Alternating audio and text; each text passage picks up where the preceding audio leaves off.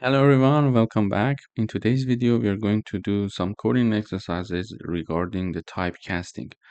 So basically, it means to convert the nature of a data type and its value. To give you an example, we simply initialize one float variable here that is called num, and the value associated to this data type is 5.75.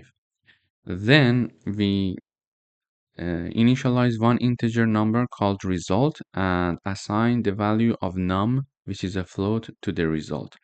So basically in the output, when we print the value of the float number, which is num, we should see 5.75. However, when we assign this float number to an integer number, it is going to round the number to be able to print an integer value. Let's see.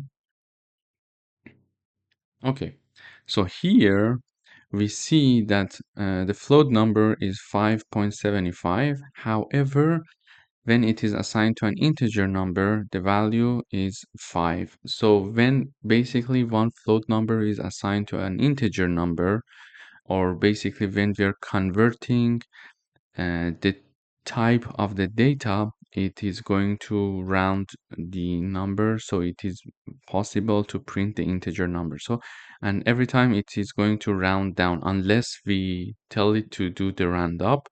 It is going to round down the number by default. So round down the number of 5.75 is going to be 5. Now it is printed here. But instead of doing that, there is another way to do it. So another way to do it is to use typecasting. Typecasting the num directly. So typecasting is like this is the keyword for it. So the static underscore cast, then we have the type integer. So basically this num variable is originally a float number.